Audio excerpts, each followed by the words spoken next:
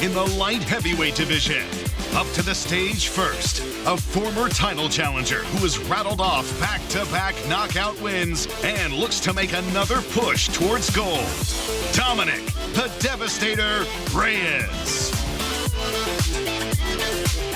Standing across the octagon, a dangerous veteran who has gone toe-to-toe with the division's elite. Entering Saturday night on a 3-fight win streak, and he has 28 finishes in 30 career wins. Please welcome Nikita the Miner Krylov.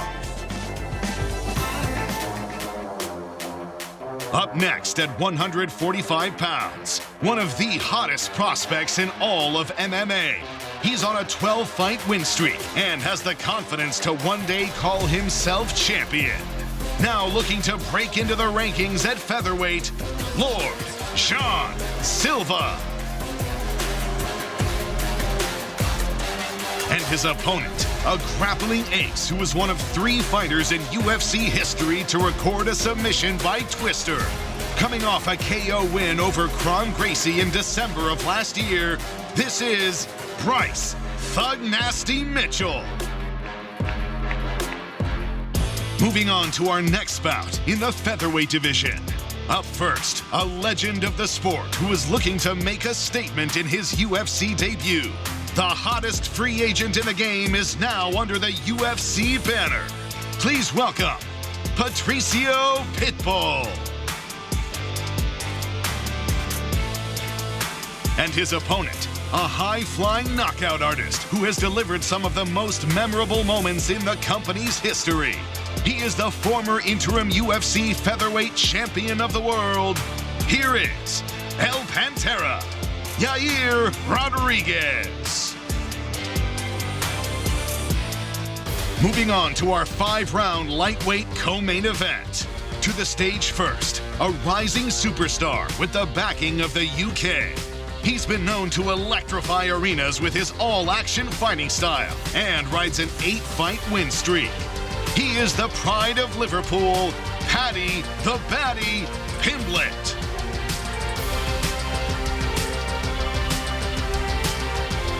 Standing across the octagon, a man with crushing power who isn't afraid of a firefight. Since making his UFC debut, he has put on a string of classics for UFC fans all around the world. Now he looks to turn back one of the biggest names in the sport. Please welcome Iron Michael Chandler.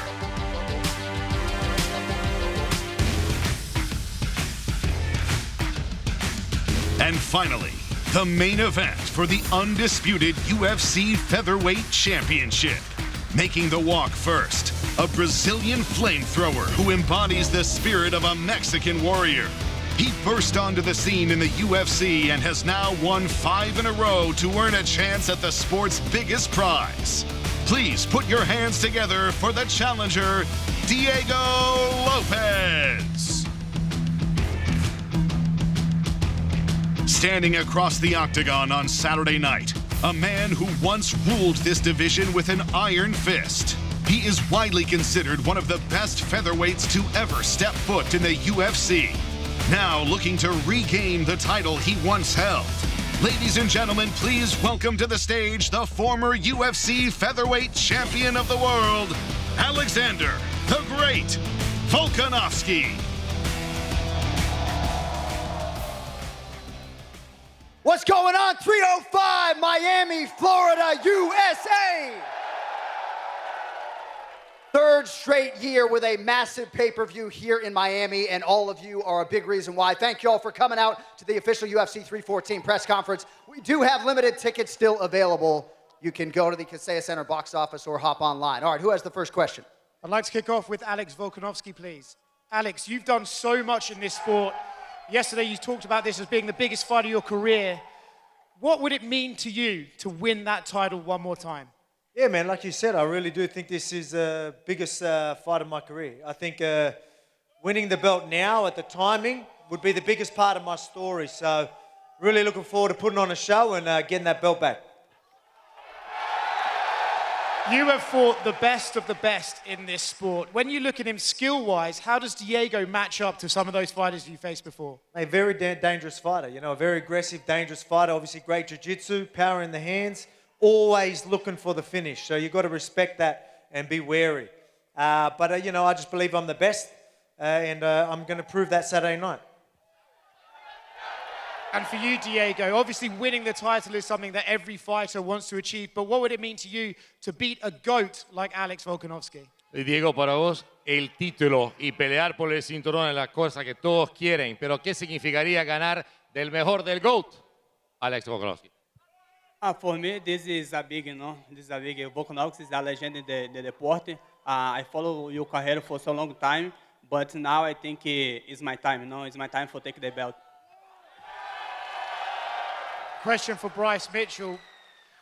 Bryce, yesterday at Media Day, Mitchell-Silva said you might have to retire this weekend due to brain damage you'll take in this fight. Curious if you have a response for those remarks. I was born with brain damage, brother. I'll be all right. What do you make of all the talk he's been doing? You know, you said yesterday that he's not treating you nice. You said he's treating you like shit. Why do you think he's saying these things? Do you think it's to gain favor with the crowd? O que você fala de tudo que está acontecendo? I don't Que ele tá care what falando his intentions are. My intentions are to beat the ever-living hell out of that man. And question for Mitchell-Silva. Obviously a great reaction for you here in Miami. You know, we've done lots of talking about the talk in this fight, but skill set-wise, what threats does Bryce pose to you on Saturday? E para você, Jean, já foi falado muito, o pessoal está falando muito, o pessoal está falando muito, tem muito, a falação tá muito grande, mas como em termos de habilidade, a luta em si, o que você vê de ameaça no Bryce Mitchell? Ei, Miami! Bom, galera, tirando a parte das loucuras que ele fala aí, que eu não apoio o que ele fala nem um pouco sobre nada, mas é um excelente atleta aí, ele já lutou com os melhores, né? Lutou inclusive com o ex-campeão, mas o problema é que ele realmente vai enfrentar um campeão de verdade na vida dele. Well, folks, aside from all this the talk and everything he says, I don't agree with anything he says about anything. But he is an excellent athlete that has faced tough competition, but he is about to face the toughest competition to fight.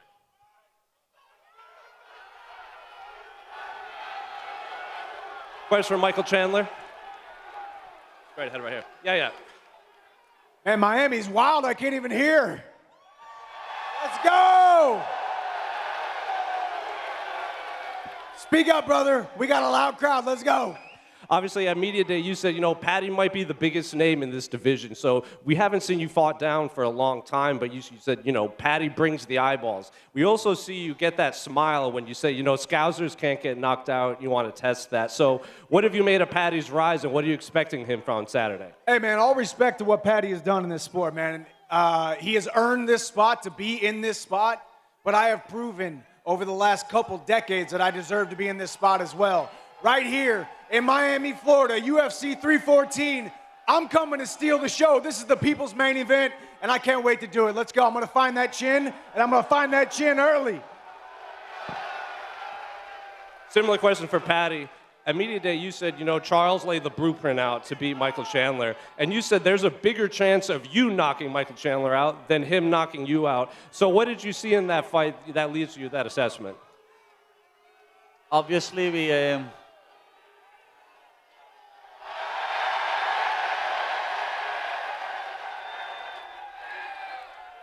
we game plan for fights, don't what I mean? You watch a lot of tape on your opponents and you study it, and that's what my coaches do, and that's why we get so many wins. There's a lot of tape that we've studied over his UFC career, and I've got so many different ways that I can win this fight. Everyone thinks that I'm going to get knocked out because I leave me chin high, but I told you, this chin's made of granite, lad. I'm not getting knocked out. I've never been knocked out before, but Mike has, and I'll do it again tomorrow, or Saturday. And one last one for both Paddy and Mike. Paddy, I'll start with you, because I have to ask. Conor McGregor tweeted today that he has his eyes on your fight against Mike. I'm curious, did you see that, and what do you make of Conor kind of circling this fight, maybe as a future opponent?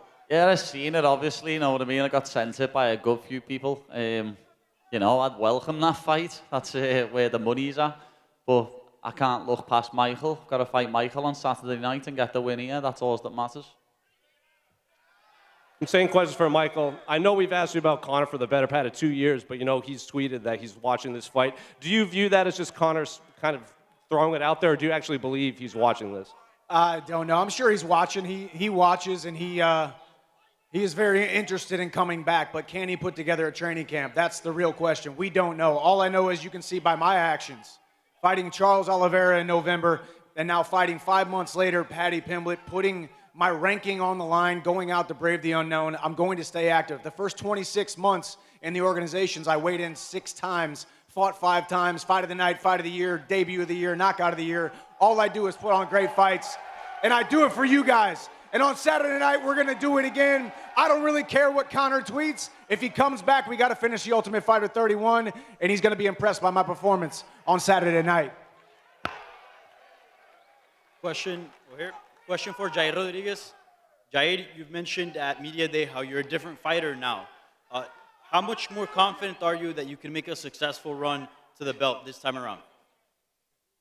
Well, man, what I can say, I'm ready for Saturday, and after that, I'm ready for whomever gets the belt after Saturday.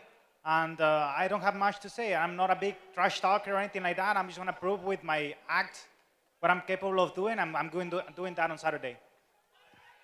And Patrício Pitbull has had tons of success outside of the UFC, but from what you've seen, do you feel like he's UFC caliber, and do you feel like he's ready for UFC competition? Man, the guy has proven himself for many years on one of the biggest competitions on earth as well as Bellator. You know, not only holding 1 title, but 2 titles in 2 different weight classes, you know.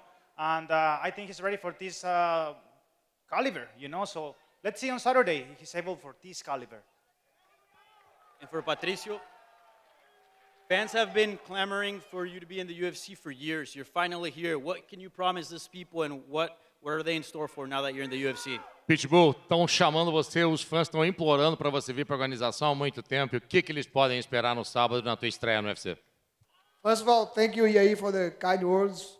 I appreciate that. I have one thing to say. I am the best featherweight on the planet, and I'm going to prove that. And Patrício, one more. You are obviously a very decorated 2-division champion in Bellator. The UFC featherweight title is sitting right there, just a few feet away from you. You look at that belt, what does that belt mean to you, and how close do you think you are from getting that belt? E mais uma pergunta para você, Patrício. Você é um cara muito condecorado no Bellator, são 2 títulos, 13 defesas, e você está olhando para esse título aqui dos penas. Esse é um objetivo de vida que você está olhando? O que você pensa quando você olha para esse título? I was looking to this belt, and my mind and my heart, I know that belt will be mine. Make my words.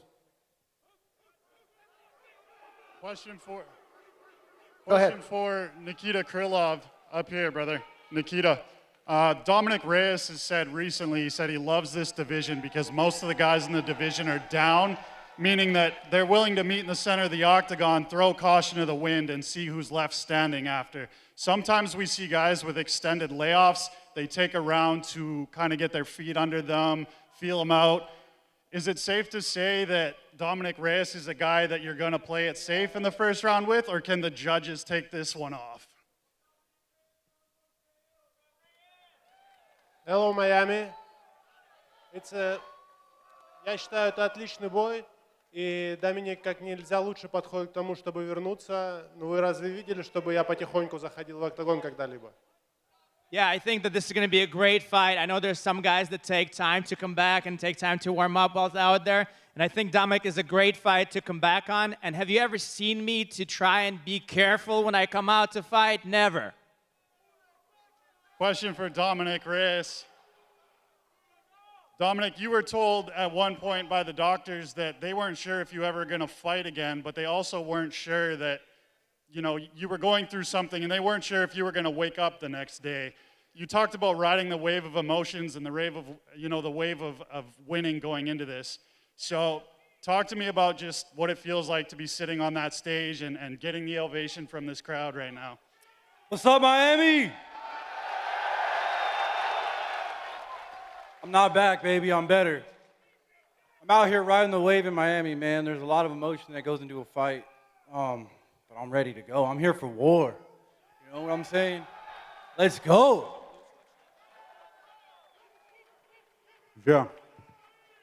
Jean Silva, aqui em cima.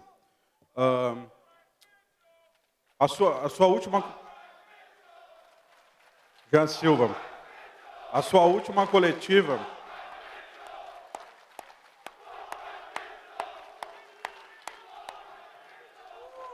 Vamos lá, Jean Silva, sua última coletiva em Las Vegas, você roubou a cena, você mandou a sua mensagem.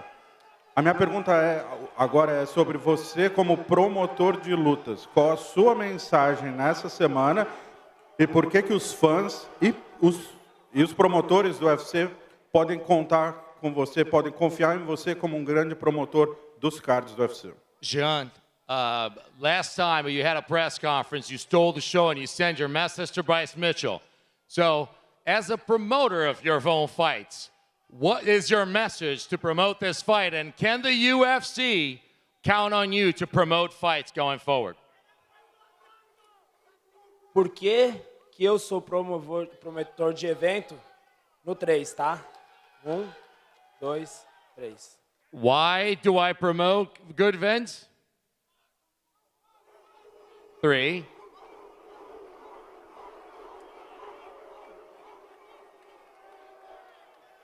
I put a lot of dogs down in my day. Ele disse que matou those cachorro. dogs that like to come up to the farm, they kill my animals, they come to harm me and my family, and they come barking. You know what they all got in common? They squeal right before they die.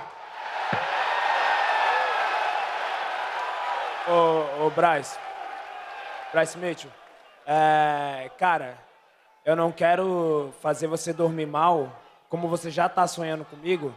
Tenta me esquecer por uma noite. Listen, Bryce, I want you to sleep well. I don't want you to lose sleep over this. I know you've been dreaming about me already. So can you just, try to sleep well tonight, brother. Ei, peraí. Bryce Mitchell, eu respeito a sua carreira, o atleta que você é. Eu sei que você está me olhando aqui, eu estou te vendo também. Mas, meu irmão, tá vendo essa TV na sua frente? Olha bem pro meu olho. Eu vou te nocautear. Yo, Bryce, I respect you as an athlete, and I know you're looking at me through that TV. Just look through those eyes. Look in my eyes. I'm going to knock you out, brother. Diego Lopes. Diego. We'll see who stands victorious. Diego, a gente já falou muito, você já respondeu sobre o fato de que existem algumas críticas sobre você representar o México e o Brasil ao mesmo tempo. Ontem o Yaír tocou nesse tema também.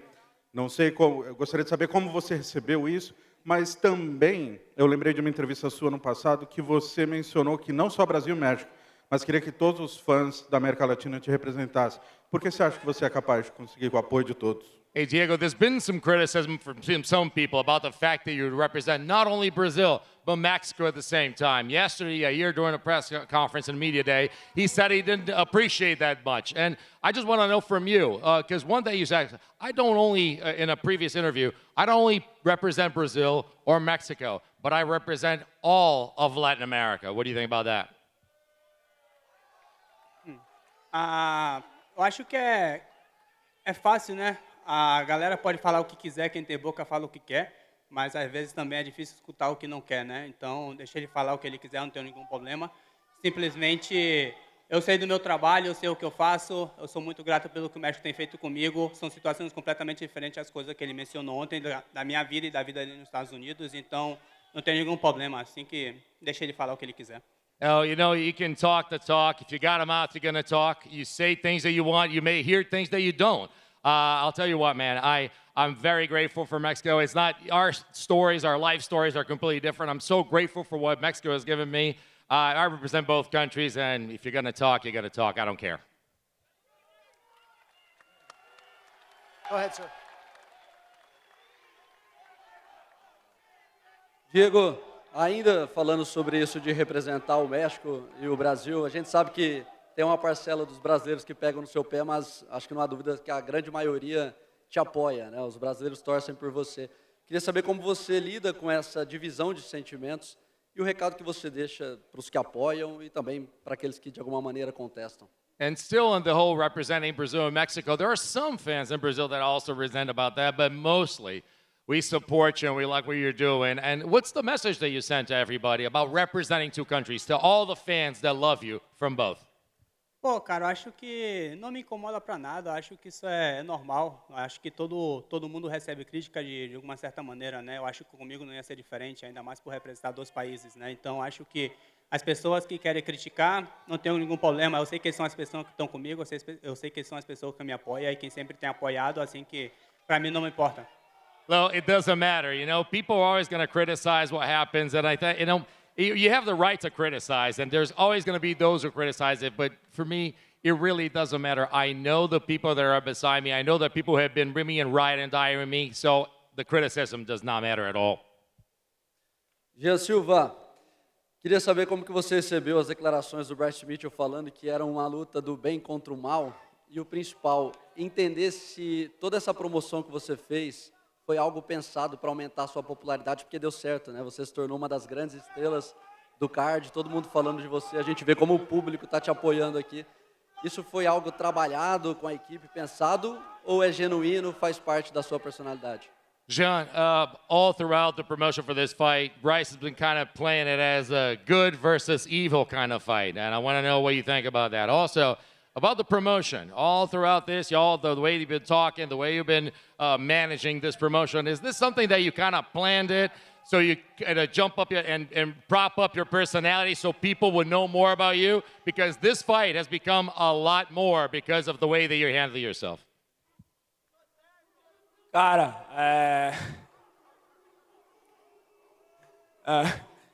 não, eu olhando bem isso, sendo bem sincero, quem promoveu tudo isso aqui foi ele, falando as baboseiras que ele falou. Simplesmente pediram para educar ele e eu tive que abrir minha creche de novo, né? E aí eu vou educar ele, simplesmente é isso. Mas em relação a tudo isso aqui, é ele que está falando baboseira, é ele que está vendendo sei lá. Nunca vi um cara dizer que acredita em Deus e ter uma camiseta com Jesus e 2 armas na mesma camiseta, não faz sentido. Então, meu irmão, ele vai pagar por isso aí e eu vou educar ele, essa é a real. As far as promoting this fight, man, I've been doing nothing. Actually, the guy that promoted this fight was him because of all the baloney that's been talking about. Really, the only thing I had to do was open up my daycare so I could educate him. So that's the next step. And as far as I really don't know what he's talking about, because I've never seen a man talk about Jesus and have guns in the same shirt. So I don't know what's up. So that's him. He's been promoting it. It's all him. Question for John Anick. John, it has been 4 straight UFC events without a fight of the night. If you were to put your money on which matchup on the stage is likely to produce that for these fans on Saturday, which would it be? You love putting me on the spot. I believe Michael Chandler's to my right. Is he? Yes? He's a pretty safe bet for a fight of the night. Paddy Pimblett's ready to engage. So the betting man that resides within, that's my pick for fight of the night. The safest bet in the UFC right here. Anyone else out there care to be so bold that you're going to deliver that for the fans?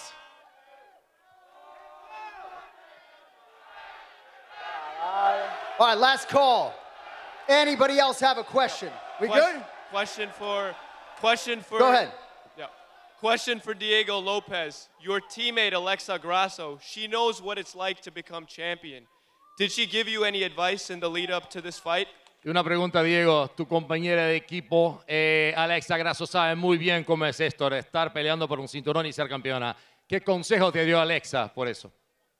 No, pues siempre me ha dado los mejores consejos, ¿no? Yo creo que tanto ella como todo mi equipo pues me ha ayudado mucho a llegar a este momento. Pude tener la oportunidad de primero ser campeón como coach y ahora pues tengo la oportunidad de pelear por el título. Entonces los consejos han sido los mejores posibles para ganar el título el sábado. Listen, she's given me the best advice, not only her, but the rest of the team, because I've had the opportunity to go for a championship and get that as a coach, but now I have an opportunity to do it as a fighter. So all I've been getting is great advice from everybody. And question for Volk, your walkout to land down under. The fans go crazy.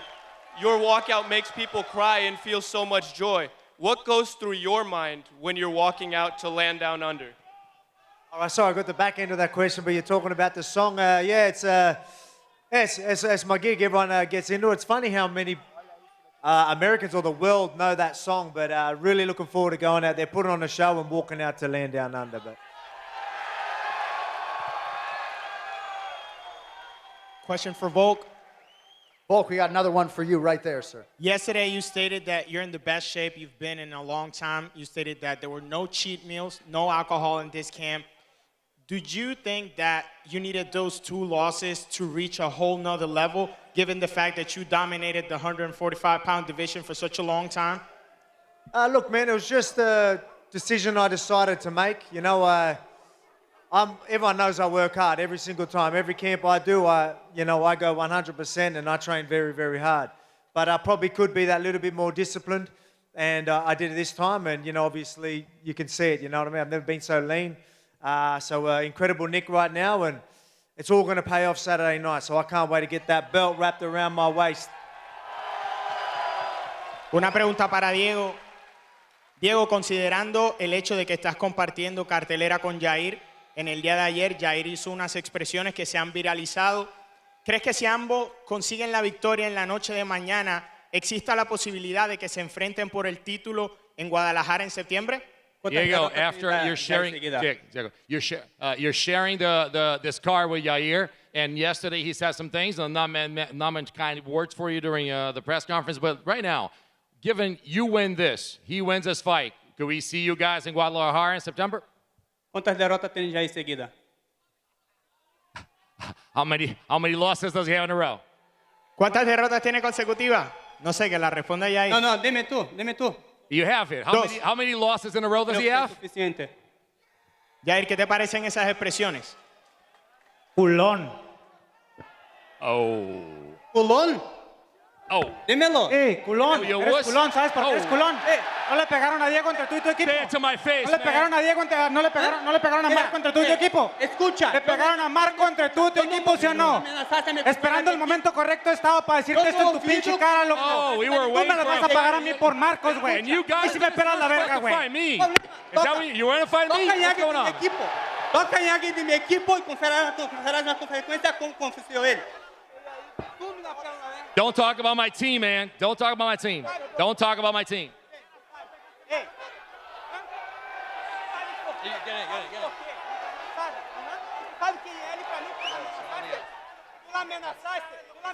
This is Sir Bryce.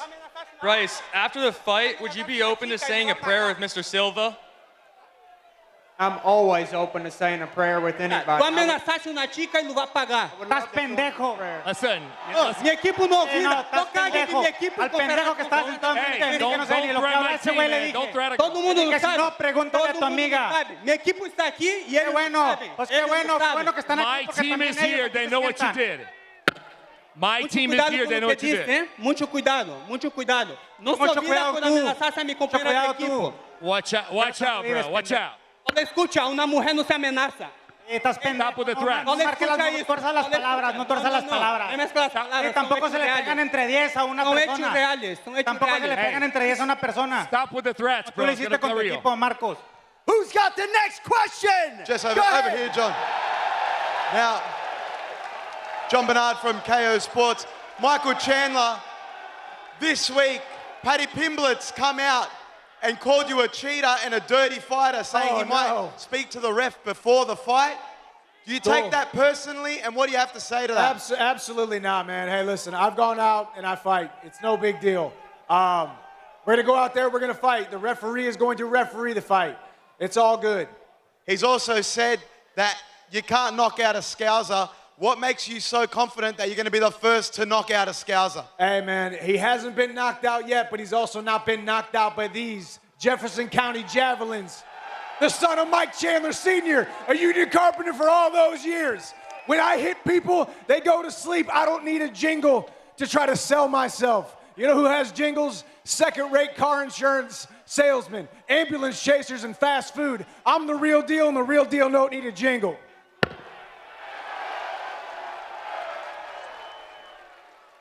Last question for Volk. Let's close out the show, brother. Let's make some noise for the Volk. Let's go. Let's go.